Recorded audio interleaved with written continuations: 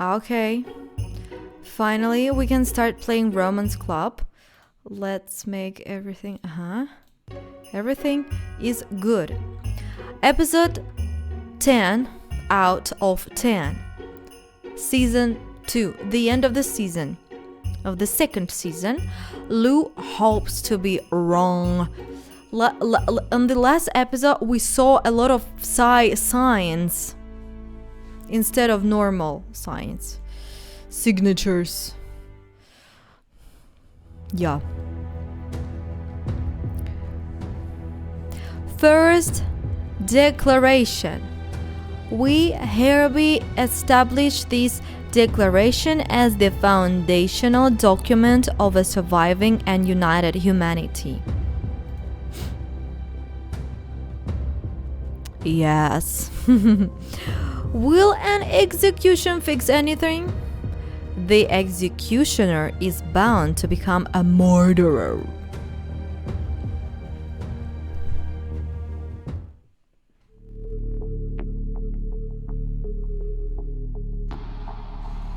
Episode 10. The Dissenter.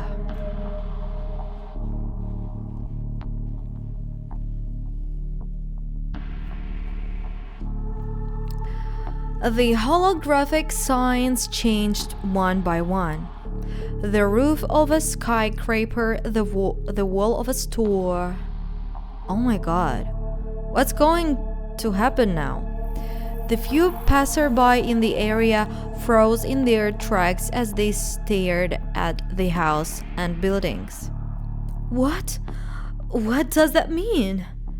The man walking beside the woman who had spoken shook his head. Everyone seemed confused and unsure about how to react.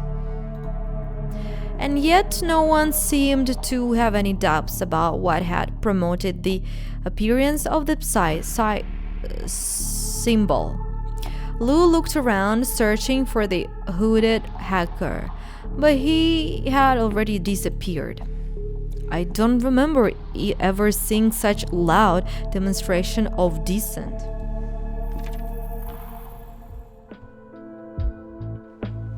Damn. I hope everything is quiet in the Lelouch. She took out her phone and called her mother.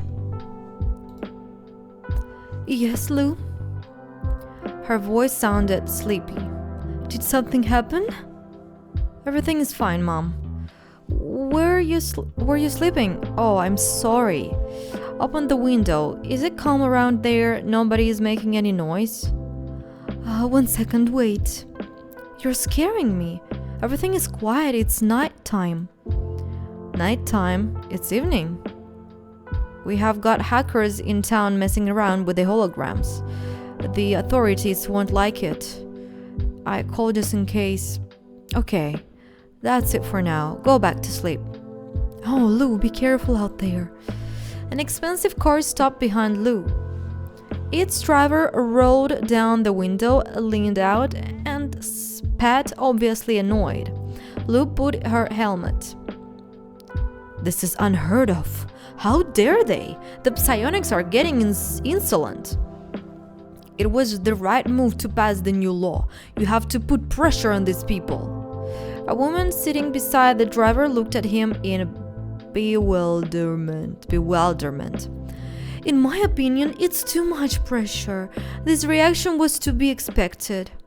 Lou twisted the throttle and drove away from the projector, which now displayed the symbol of the altered genome instead of advertising the partner control program. Oh, it was a partner control program. Okay. Before going to bed, Lou checked the news online. The holographic signs had already regained their former appearance. Yes. There were a lot of photos and videos.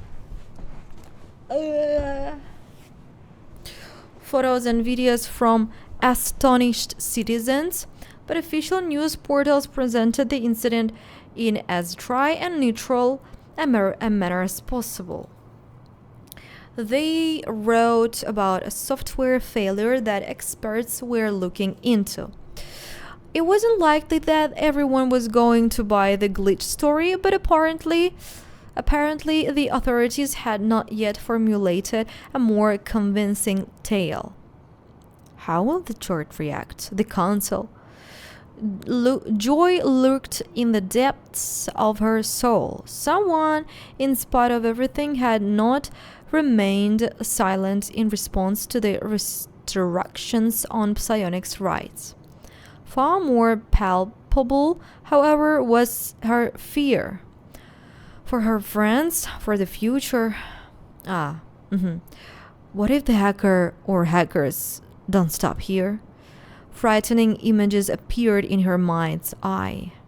Demonstrations, clashes with law enforcement officers, bloodshed, and then the violent suppression of all dissent. Random casualties in the street, looting. Some psionics would support the cause, but others would try to stop it. Executions. Lou felt uncomfortable.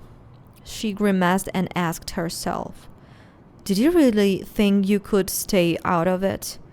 Crap, you know where you work. Quietly. Quality food, expensive junk. Bitch." She closed her eyes, forcing herself to sleep.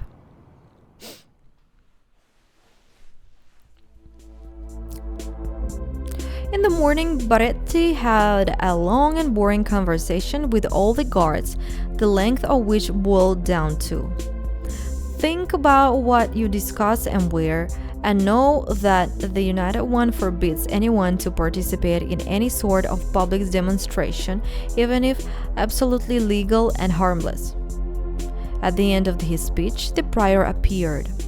Martin did not deny the reality of the situation in front of his staff and characterized the hacking of the system as reckless and egotistical pranks. Then, in a softer voice than Baretti, he recommended that the staff be a little more alert and cautious in view of possible provocations. After thanking them for their service, the head of the Inquisition went into his office. The day turned out to be surprisingly calm but incredibly long. Peering from time to time at the clock, Lou noted with annoyance that only 15 minutes had passed instead of the hour that it felt like. Even the morning Martin seemed annoyed. By lunchtime, all his emotions had faded, becoming as bland as the widely advertised Advantage nutritional paste. Based on snippets of phone conversations and orders that Daniel had to issue, Lou came to a realization.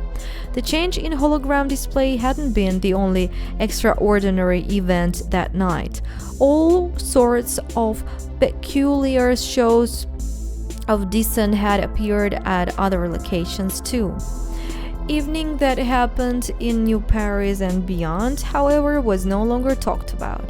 The prior was clearly not keen to have such conversations with his subordinates. The hacking of the city's information system, as well as a few other generally harmless but unconventional disruptions, puzzled some government officials and frightened others. Well, those pranks were suddenly flashy. 10 minutes later, once they were allowed to roam freely, her thoughts settled on Eunice. On Eunice. Lou was worried about the new developments in her relationship with her friend. Friend. She wanted to talk about it, but each time she tried, she couldn't articulate exactly what she wanted to say. Any questions she asked could elicit,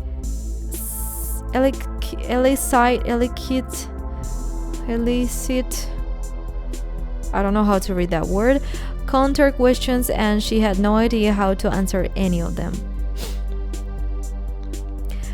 Her anguish was cut short by what had already, in seemingly short amount of time, become a familiar thought. Shit, it will sort itself out somehow. And then there was an even more comforting thought. Jonas and I can deal with anything. I wonder if I have always liked him that way. I mean, he's my friend. Who even looks at friends like that? Good job, me.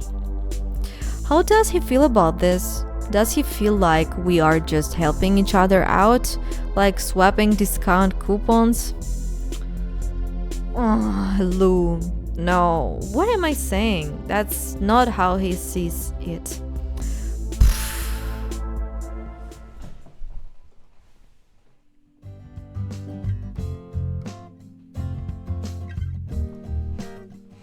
The next morning, her day off, Lou didn't sleep in.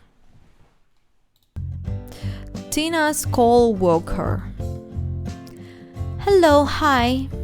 Oh, the hackers put the on the building. Psionic system group probably. Yeah. Look, can you pick me up from the center in 3 hours from the rescue service? Okay, are you going to visit Dogan? I'm going to an interview. Okay, I'll come and get you and you will tell me everything. But we will have to make a stop after that. Lou got out of bed lazily. I'll buy anti-dust polish to scrub the bike. It's more expensive but better quality. Chop chop, get moving. I also need to practice my model walk wearing heels complete with swinging hips. Okay, good luck, girl. After getting dressed and looking at herself in the mirror, she decided to complete the look with a cough.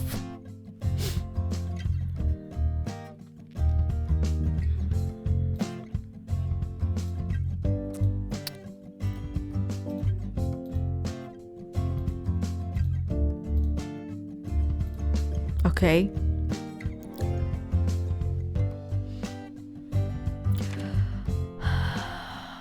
For choosing enough paid makeup options and accessories, unique glasses have been added to your wardrobe. Thank you. The ear.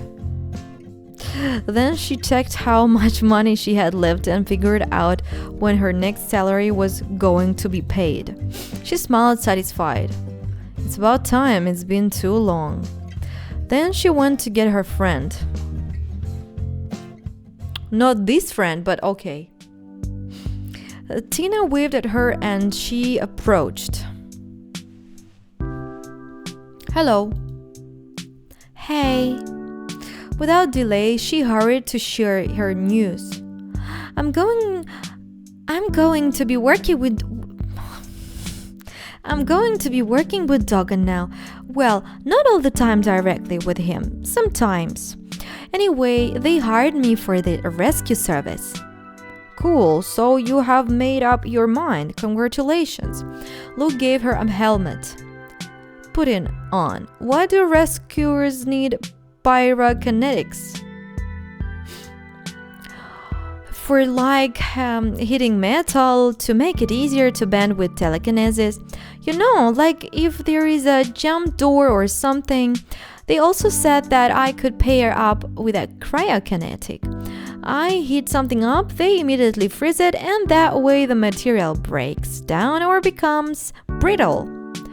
Oh, sometimes it's easier to break through a wall that way. But where are we going? To get new tires. Oh, cool, that's an event. Let's go. For making enough paid story choices, you will receive access to an extended version of this scene. The engine started and the motorcycle picked up speed. Tina watched her friend gaze the tire with her fingers and grinned. Oh, gang, she's a para. If she finds out about Jonas, we need to hide not to get burned. Yes. I wonder if you touch anything else with such tenderness. Yes, Jonas, but I will not tell you that. Yeah, I think these are definitely the ones. I like the protector on them as well. Tina didn't repeat her question again. She just smiled broadly. They are more expensive than the ones over there. Yup, and much better. Lou called out to the salesperson. I'm taking them, and you offer a free tire change on the spot if I buy a product from the premium selection, right? While they were waiting, the woman looked at the store selection. How will you react if, not if, when you find out about Jonas and me? Now is definitely not the time. How do you feel about the job at first glance? You will see a lot of things. You will see people die sometimes, do they? You will see people die sometimes. Injury, trauma. Dogan's used to it. What about you? Aren't you worried?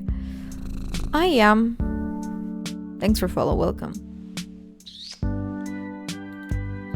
But I thought saving someone is, well, a good thing? Isn't it the right thing to do? Yes. The others manage it somehow, right? So I will too. If you want it, you can definitely do it. Tina whispered confidently, a little embarrassed. I was worried that because of this, they wouldn't take me because of the fit getting. Lou hugged her. Nonsense, kiddo. You can do this. I have seen you work with your Psy. I wouldn't lie to you, and Dogan wouldn't have invited you to interview at his workplace otherwise. When you are focused, it comes out really cool. You will move out from your parents' place, and maybe then you will stop being so nervous. Tina clung to her more tightly. Lou, you know what? What? You're awesome. The conversation made time fly by quickly. Lou examined her new velvety black tires with undisguised pleasure. Let's go. After dropping off her friend, Lou planned on cleaning her house, feeling excited about her long-awaited purchase. She wanted to test the new tires properly and feel how the bike ran with them. Besides, Jonas had his nose buried in books studying. Okay, Jonas.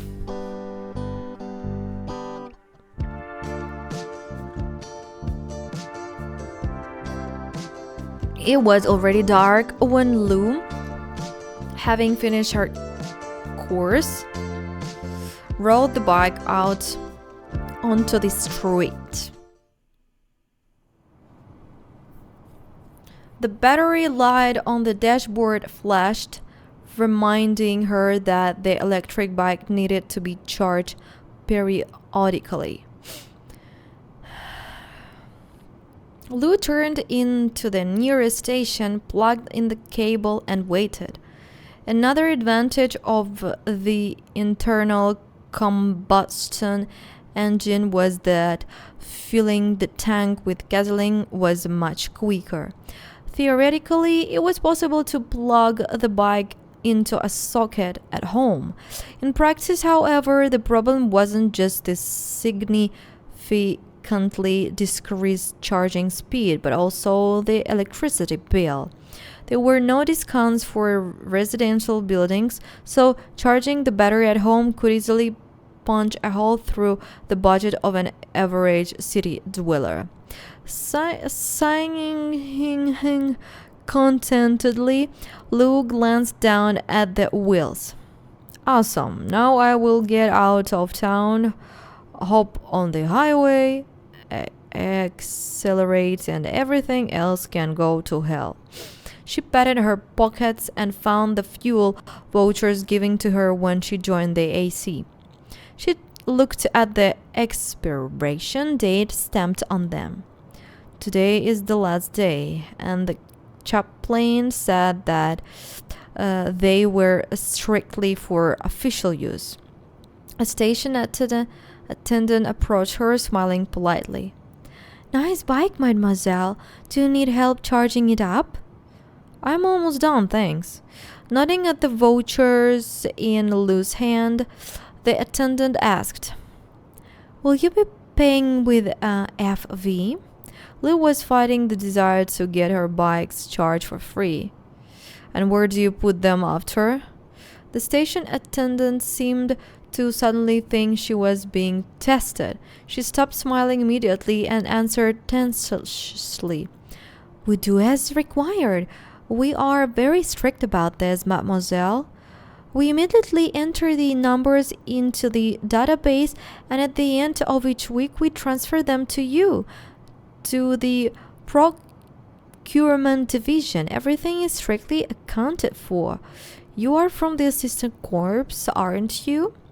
Lou showed the attendant her badge and signed regretfully. I'll pay for the charge with cash. How did you know I was from the corps? What if I was the assistant bishop's secretary? The vouchers are the same throughout the church.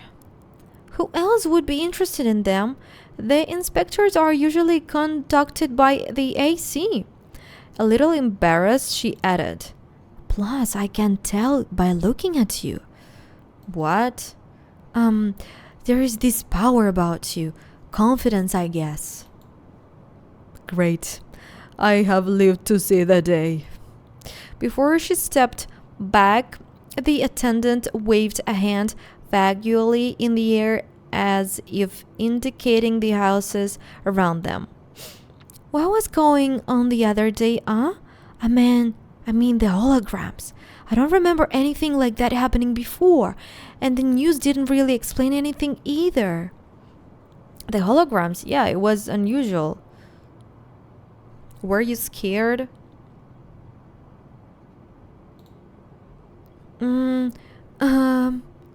What should I be afraid of, mademoiselle? I had nothing to do with it. I didn't leave the station. You can check the cameras. You misunderstood me. I'm not going to inspect anything. The attendant pretended to believe her.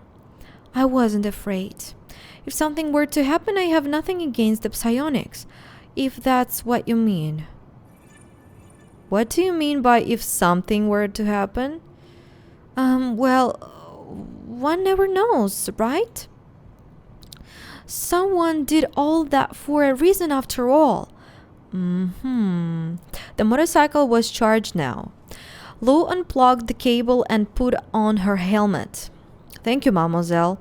Instead of giving her a smile and an invitation to visit them again, the station employee asked, Do you think something will happen? Maybe. Not knowing how to answer that, Lou said nothing and turned on the engine. I know more. Lou stopped the motorcycle. The new tires behaved perfectly. Lou was in no hurry to return. She peered at the horizon, a fuzzy streak where the earth met the sky. Beautiful. The grass imperceptibly turned into stars. All barriers were erased. Before one could ride, refuel the bike, then ride again. Across the continent, and then across the next one. It must have been cool. And now, you will just hit the perimeter. It's like a dead end. You can, of course, drive along the perimeter, but that's driving in circles.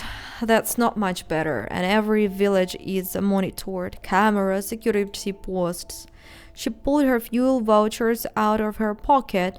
Now, a couple of hours past their expiry date. She crumpled them into a small ball. Even this is just another way to control people.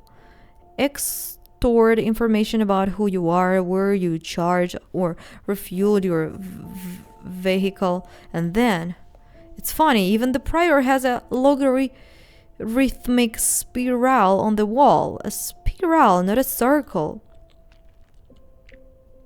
Her reflections on the freedom and development ran in circles until they hit a dead end, slipping into pragmatism. I wonder what else you can learn by having access to fuel voucher data. What kind of information exists out there in the, what did that lady call it? The procurement division? For example, does K report the purpose of his trip every time he takes out a company car in his name? In general terms, yes, I suppose he should. So they have information on gasoline, charging stops, stationery, basically consumables in general. And what about ammo? Surely ammunition records can't be kept in the same department as data on staplers, but they are all controlled by the same service. Lou remembered the room hidden behind a closet in the living quarters of one of Raoul Germain's group's members. How about routes and travel schedules? Voucher data informs route data. Bullet data informs weapons data. Weapons data informs gun data. She sighed, shaking her head. We might not service another association attempt on the prior. That goes for both Kay and me. Lou blinked slowly. The logical series of thoughts in her head had become tangled with mixed fragments of once heard phrases, drizzled with images floating in her memory. The intertwining thread of thoughts brought Lou back to the beginning of the events that had somehow led her there. First, Ham Bernard and the interrogation. We found a gun with your fingerprints. The victim was shot with this gun. And then, a new image, this time with Kay's words. The gun was developed for use by the police. The official answer: the police confirmed the shortfall and are already looking into it. Hello, welcome. Preacher Michael, people are scared. The police aren't doing their best. So what's the purpose of all this? To discredit the police. Those memories pulled in even more recollections. Kay, the people who killed the psionics are planning to bomb the second largest temple in the city. Felix, someone probably helped Raoul. Like before, my brother was getting information from whom I don't know. A tip on rare pistols are highly loyal psionics, and Germain received information through letters written on organic paper. Her thoughts returned to the conspirators' room.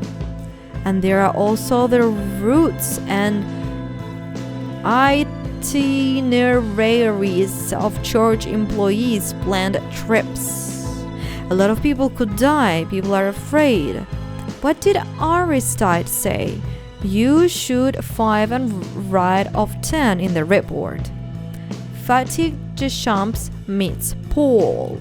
More precisely, it's a disgust Romain Vane, the patrol commander who organized the assassination attempt to Sardus.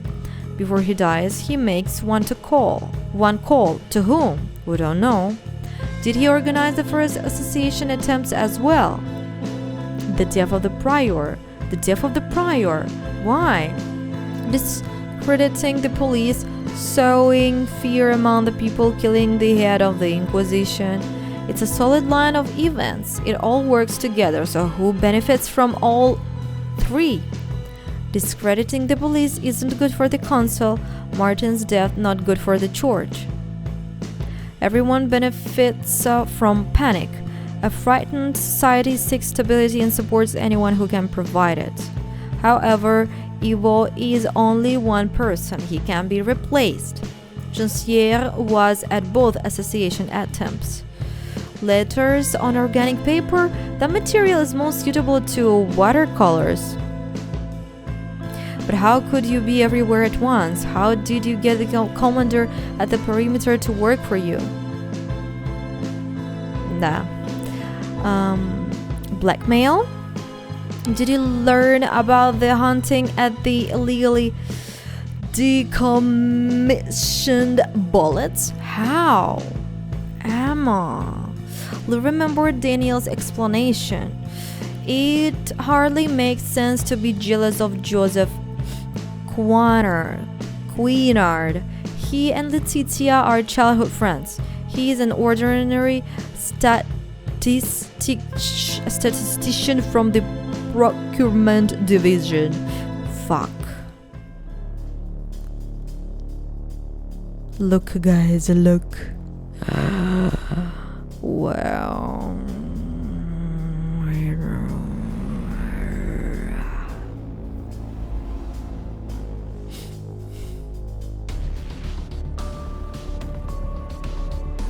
Lou is thinking.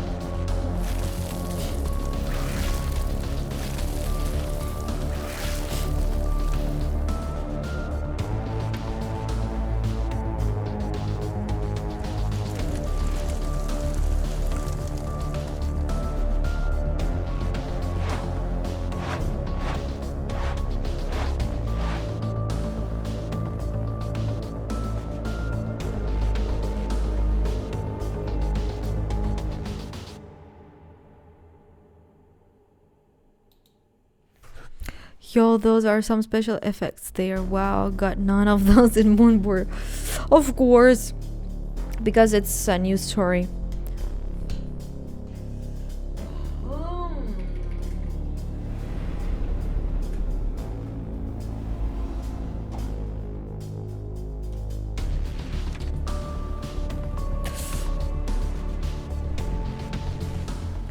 What was I told about her?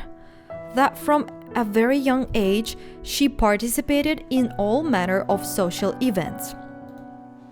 As a result, she enrolled in one of the church's most prestigious schools. At the time, that school was overseen by Cardinal Jean-Francois. Lou whispered in a strangled voice.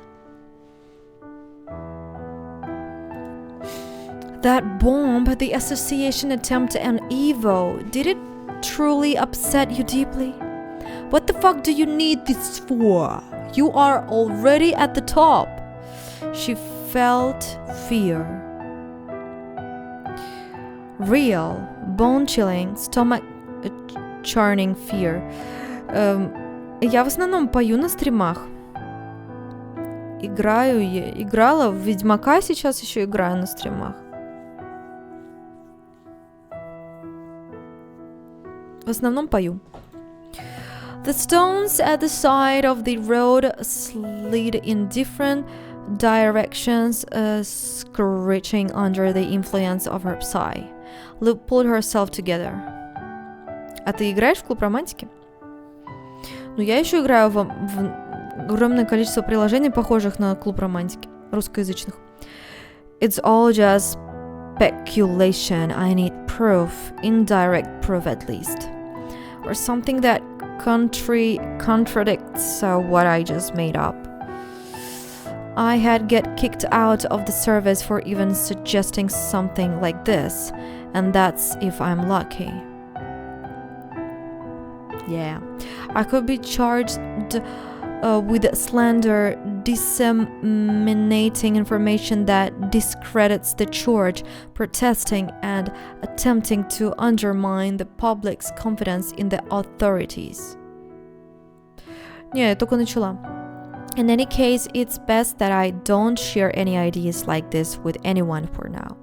After replaying all her assumptions in her head, Lou drove back to the city. Wind, how should I say that? The sound of the engine, the rush of speed, the thrill of action.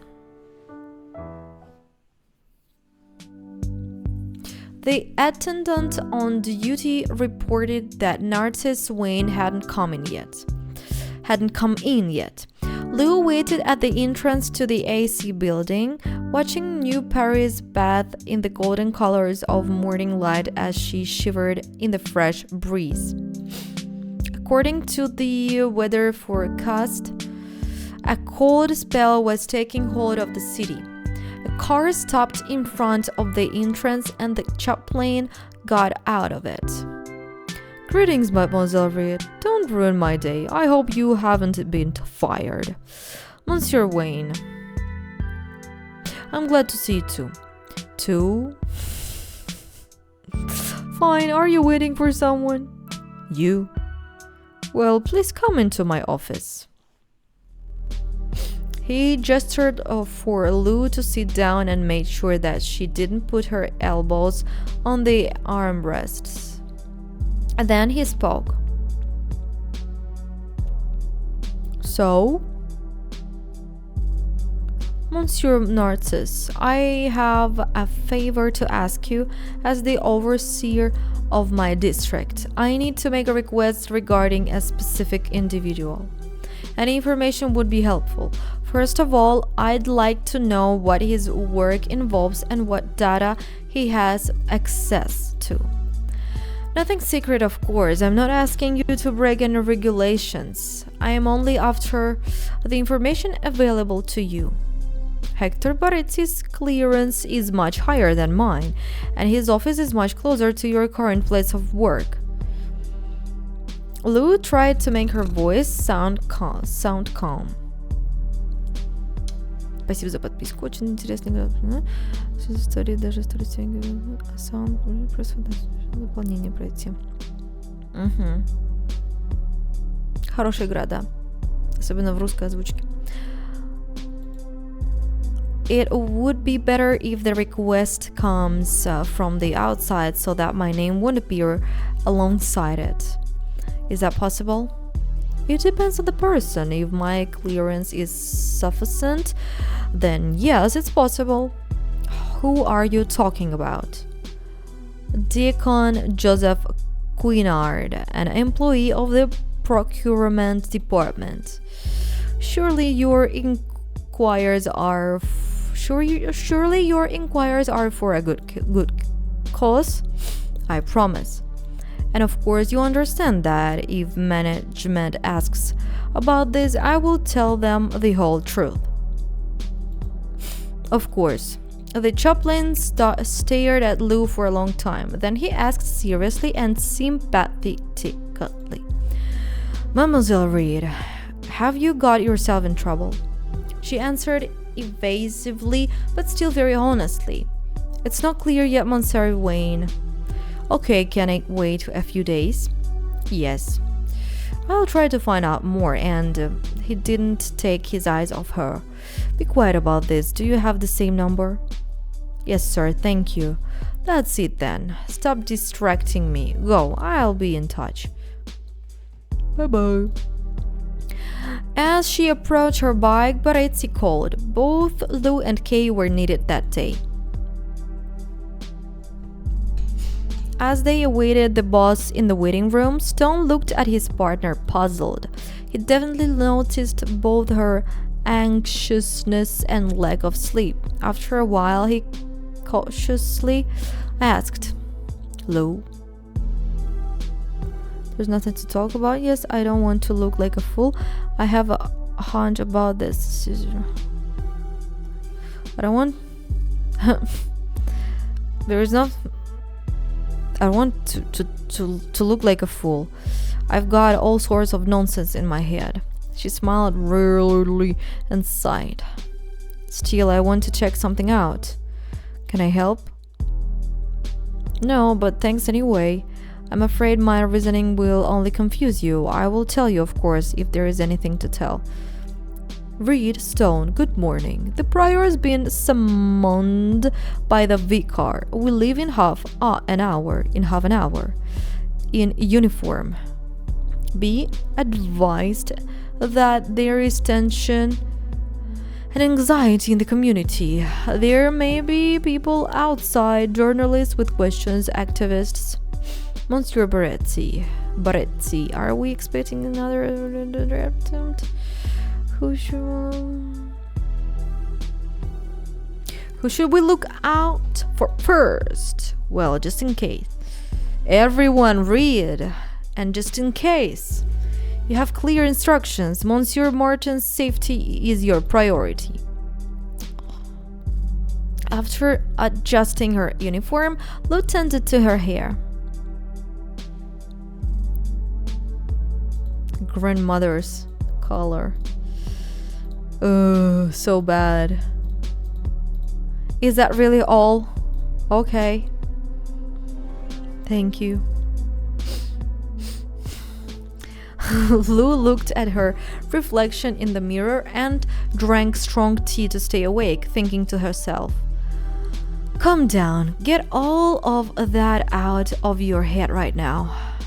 For now. As soon as they left the Inquisition building, it was immediately clear what Hector had been talking about. On the other side of the square, outside the Church of the United One, there was a crowd.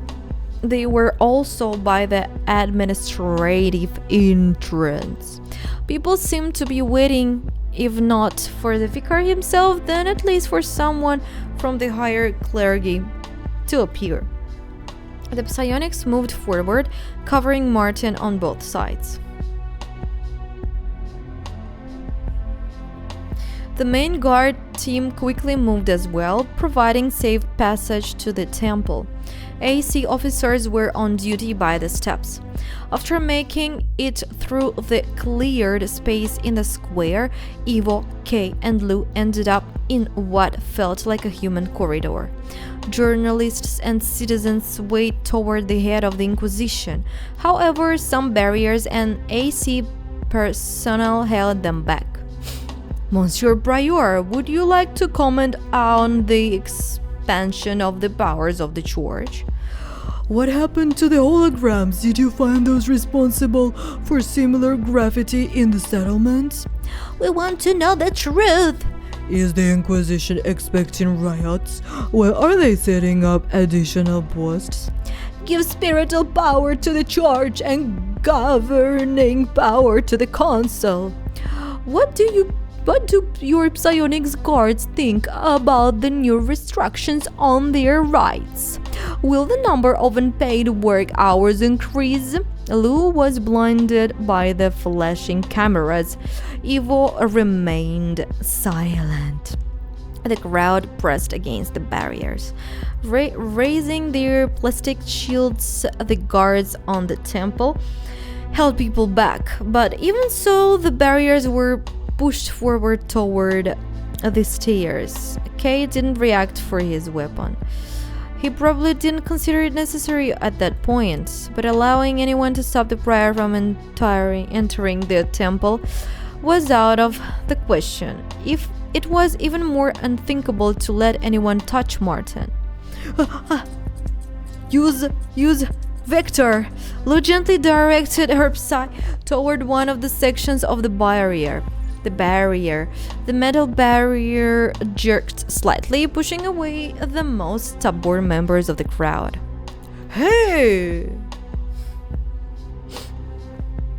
Ivo climbed the stairs without obstruction, and his escort followed close behind him. Someone yelled from the back, "You're a psionic, but you serve them!" Lou never found out whether that person had been dragged out of the crowd and detained by AC officers or not.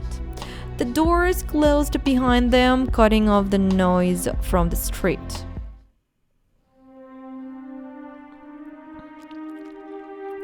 Jean-Francois greeted the prior with a paternal smile. Ivo, hello. Vicar. After traditionally blessing Martin, the head of the church shook his head. I must say, you puzzle me. Excuse me? When the public assembly announced the votes, at first I didn't know what to think. The prior of the Inquisition, the man who protects us, my rock, my right hand, my sword and shield, doesn't support the church's initiatives? I even doubted for a second that it was really you sitting in your place. Martin's cold voice remained calm. If I understand correctly, your doubts have disappeared. The head of the church gazed into Ivo's eyes. I thought, what would have changed if you voted yes? And it was revealed to me that nothing would have been different. Oh. It was strategic. Am I right? Please soothe my troubled heart. The law would have been approved with an absolute majority in any circumstance. That's not mystery to you. The vicar nodded approvingly and smiled. And so you decided to show the public that the church isn't radical. Wise. I think that was wise. The smile disappeared from Jean-Francois' face and his voice became harsher. But henceforth, show respect and humility and inform us in advance if you plan such disconcerting actions.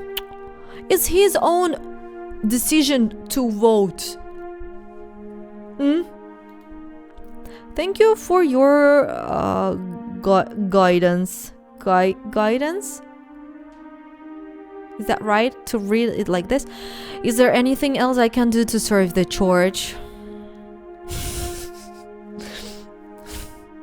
Is it anything else? As if he was a teacher who had sternly reprimanded a pupil.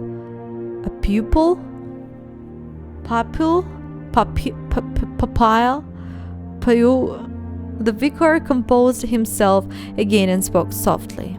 Guidance.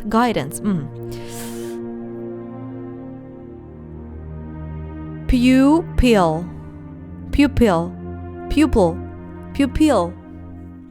We need to find out who changed the holograms yesterday. Eva raised an eyebrow.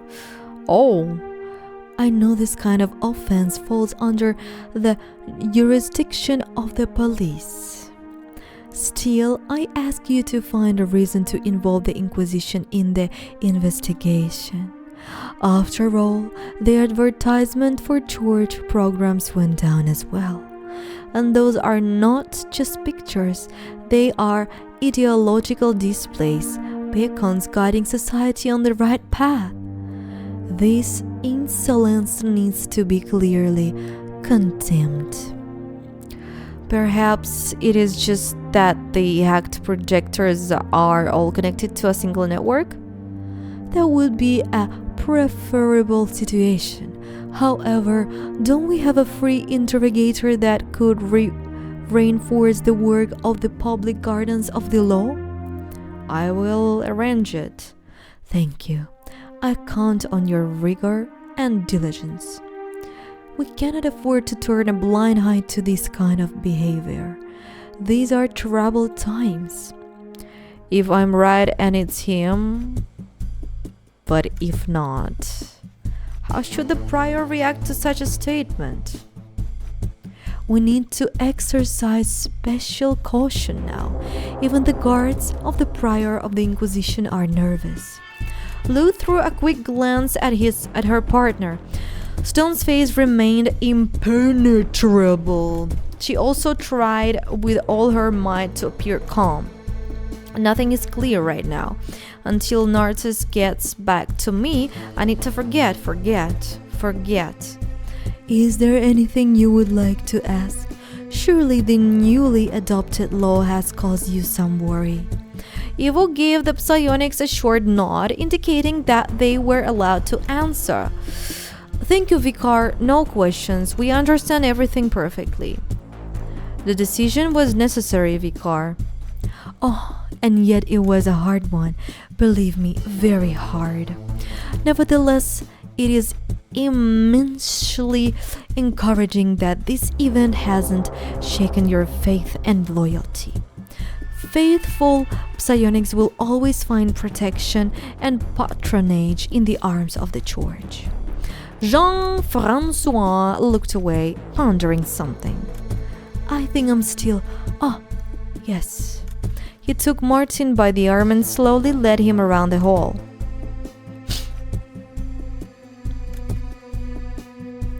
Bishop Kastner has suggested an interesting idea. Take the time to read his work. Regarding the personal files, I already read it. Oh, great! Great! And what do you think? In my opinion, there is a healthy seed planted within it. With all due respect, the project isn't viable. Bishop Kastner proposes an unenforceable, unjustified expense through which he can receive additional personal income. Do you mean steal? Are you consistently tactful? You are consistently tactful, Ivo. That is commendable. Well, you know better. I remember your opinion of the bishop. However, he is useful at present. Of course. Well, that's all. Come and see me more often. I'm always glad to see you. The visitors moved toward the exit to the audience hall. Jean-Francois returned to the children, who watched him with interest. Well, shall I tell you about the adventures of the famous Emil Diaz? In the waiting room, Ivo issued an order to Daniel. Cancel all calls for the day. If it's not urgent, I'm out of the office. Turning to the psionics, he added, just one of you will suffice. Then he went into his office. Lou, you should go. You look tired and you were called in today unexpectedly anyway. Okay. She didn't argue. I really didn't sleep last night. Or on her way down in the elevator, Lou thought about calling Eunice. But then she decided that she really just wanted to sleep. Why not to sleep with him, Lou? Why not? Lou's phone woke her up at night. When she saw that it was Hector calling, Lou tensed up. Monsieur Beretti? Reed, you need to come into the office right away. Should I send a car to you? She abruptly sat up in bed. Damn, is he in one piece? Yes, don't worry, I will explain when you arrive. Anyway, should I? Send a car? No need. I will get there faster on my bike. I'm already getting dressed. Stone was already there. Hello. Reed, hello. Good evening. I'll get straight to the point. There's been an incident in the work settlement of Vary, a riot and an act of civil disobedience.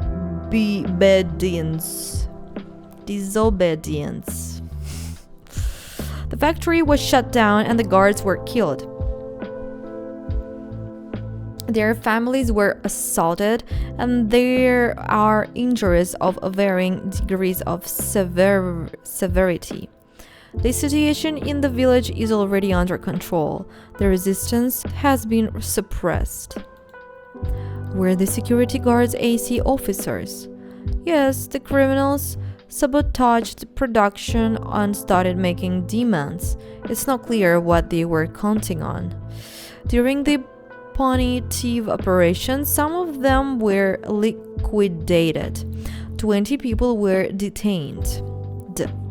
In law, in situations like this, requires unequivocal, uncompromising decisions.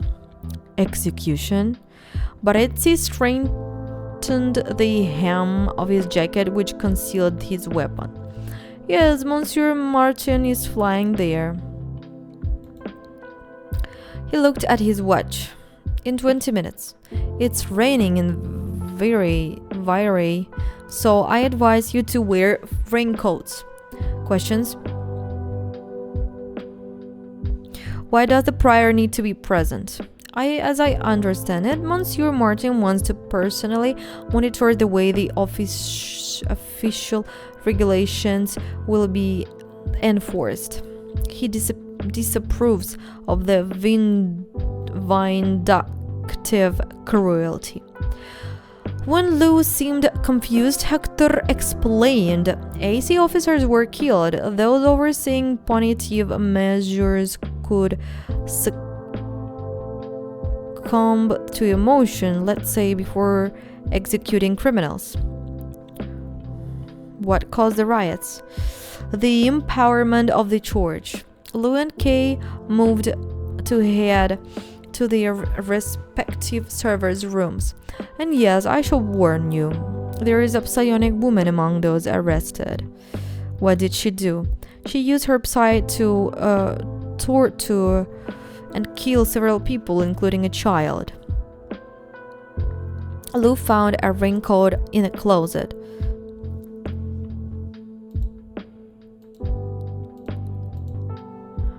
Everything is so bad. I don't want to buy something like this, guys. It's very bad.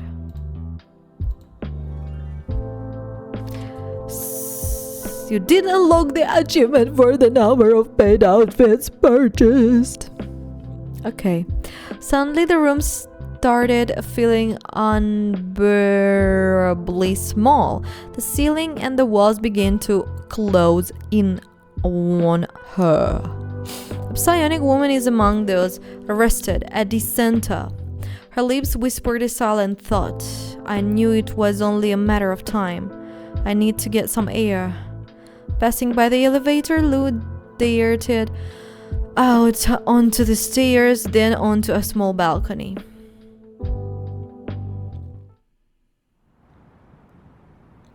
The employees from the air floor used to go out here to smoke. Lou stood with her face exposed to the cold wind as she gazed at the Santa. Most of its inhabitants were already sleeping peacefully, gaining strength to the next happy day. If not, they were staring at expensive screens, enjoying the comfort of modern technology. The Inquisition and the corpse vigilantly guarded their peace. There were no robbers, sex workers, or junkies on the streets. Sometimes car horns echoed from the alleys, accompanied by the sound of advertisements that weren't turned off at night. The usual sounds of the city. They didn't scare anyone. A new bike, my own house, pure ones, maybe all around me, but that does not make me any purer. The sound of a helicopter propeller came from somewhere above her on the roof. Lou looked out at the city. I wanted to be here. I climbed high. I wanted to fly through the sky. They will fly me, but it's just an illusion of flight, an illusion of freedom. The reality is that life is a real bitch. The air smelled thunderstorms.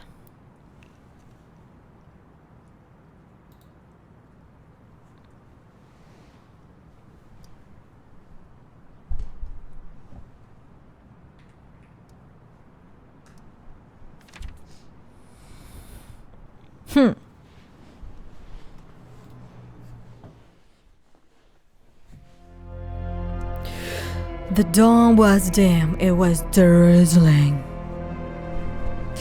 As the helicopter landed, Lou spotted a village just beyond the industrial area. Around the factory were dark cars with flashing lights. Many cars. So many. The people who had been arrested were lined up along the concrete fence of the factory yard. The officers and guards kept the criminals in line and ensured the inquisitors' safety.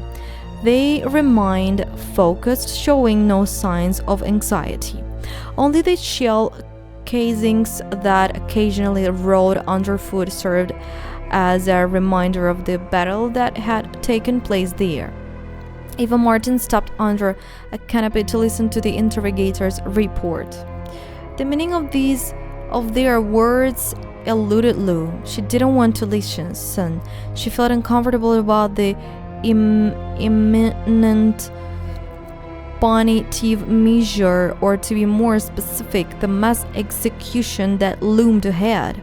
Every now and then, her gaze fixed on the prisoners soaked in the rain. Several interrogators from the Inquisition had come there because of the incident. Interrogating 24 detainees on short notice was no joke. Luke corrected her thoughts. 24 criminals. After he finished listening, the prior moved toward the fence.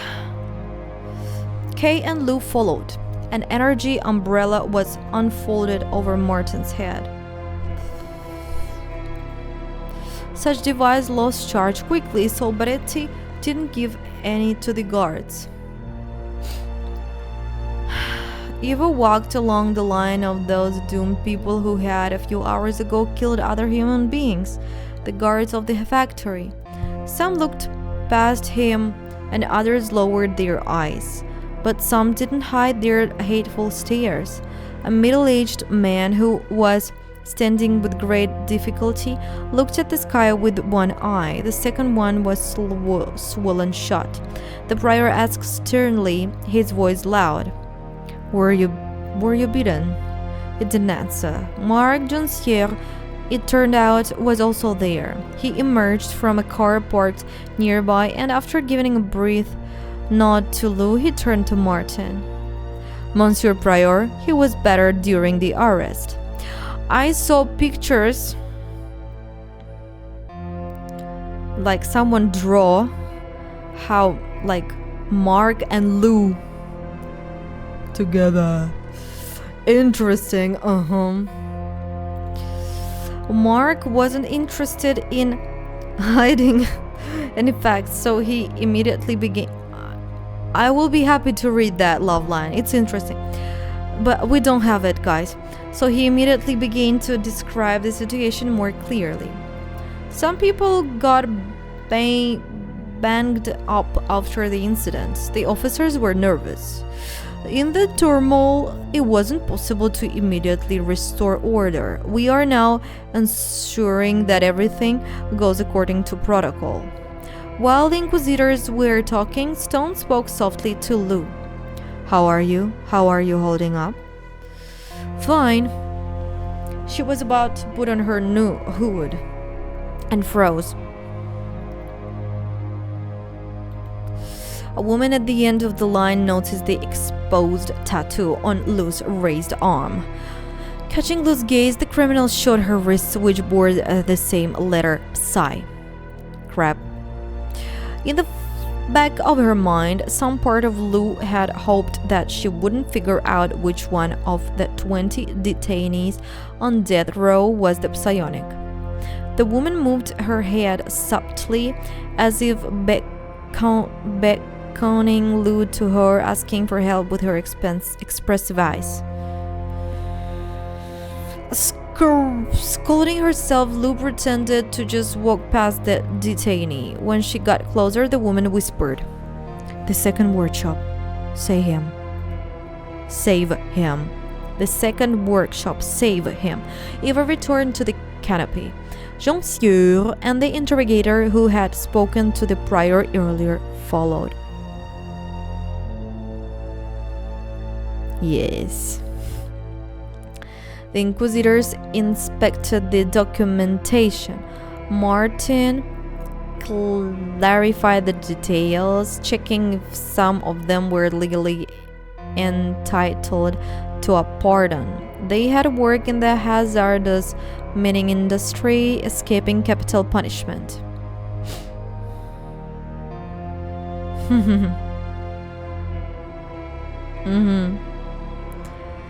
But there were no extenuating circumstances. One way or another, I'm gonna find ya. I'm gonna get you one way.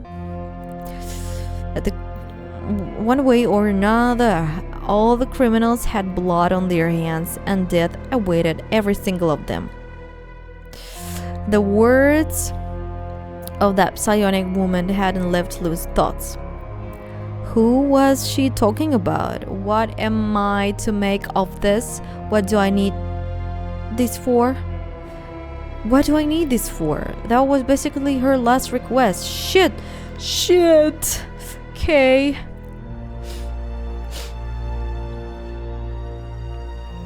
I'm going to look around, okay? The risk of the prior being in danger while surrounded by these many officers was close to zero, but the empath seemed to feel Lou's anxiety without even touching her. Without any further questions, he gave her the opportunity to make sure that the situation was under control. Of course. Lou looked away. She didn't want to deceive her partner, but she couldn't tell him the real reason she was walking off either. The interrogators were standing so close to them. They had heard her. Lou really wasn't sure that they should know about this. In any case, it wasn't information for just anyone. As she moved around the yard, Lou wondered where the second workshop could be. None of the officers she ran into tried to interfere. Only one stopped her to warn her that the factory had only been hurriedly inspected. The criminals didn't have any explosives or anything similar, but it was best to be careful. Nodding politely, Lou moved on. A building with a shabby number 2 was nearby, a little to the side. Behind her, nooses were already being prepared. Everyone would be executed at the same time. The door opened with a quiet, rusty creak. It was dark and smelled of vegetable paste and chemicals. Lou took out her phone and looked around. Of course, it didn't little to light the darkness across the entire space, but it didn't need to. As logic dictated, she found switches near the entrance. She heard a weak sound. A squeak of some kind, like a meow. She pulled a lever. It was the wrong one. The hall was filled with a sort of rustling noise as some machinery that she couldn't see turned on. The panel next to her lit up, conveyor running. Okay, what about this? Which one is the light switch? Lou chose a different row of switches. The bright light of the ceiling lamp struck her eyes. Lou squinted and called out, "Hey, is there anyone here?" I pressed that by accident. The conveyor belt crawled slowly, its gears spinning. A cadenced sound could be heard, like cereal being poured out of a can.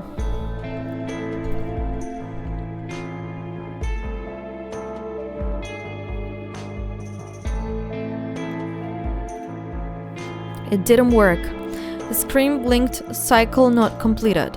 The level snapped back to its original position. Great, I hope no one finds out that I turn it on. Looking around the room, Lou moved around the workshop looking at the machinery. What am I doing here? In the shadows under a grated metal enclosure, something stirred. Lou stepped toward it and took a closer look. Holy shit! Right next to the moving conveyor belt lay a baby swaddled in a blanket. In the conveyor belt caught at the edge of the fabric, the child could have been dragged further along. Before that happened, she had to do something. In her fear, Lou struck the metal with her fists. Fuck! Used Psy. Lou took a quick look at the grate. She could push with all her mind, but it wasn't clear how the material would behave. Or she could try to apply gentle force, and she was taught in training. Use vector gently. She didn't try to rip out the whole grate. Instead, she delicately and precisely pulled at its fasteners. Under the influence of telekinesis, they vibrated. With a ringing shot, they flew off in different directions. I'm coming, wait.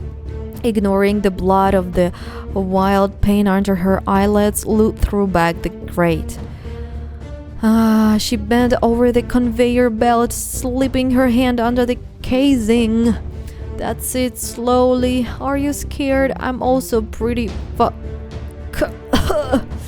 Slowly pulling the baby free, she looked into their small, sleepy eyes. She whispered, Whose kids are you, huh? Lou left the workshop, kicking away a piece of packaging stuck to her shoe. Some of those who were executed had already been taken out of their noses. Lou pulled up the edge of the blanket so that the child wouldn't have to see any of it. 2 kids or 1?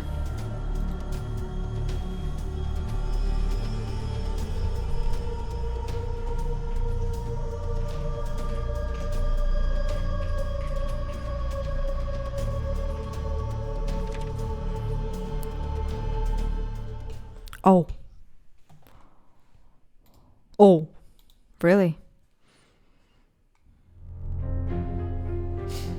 Nice.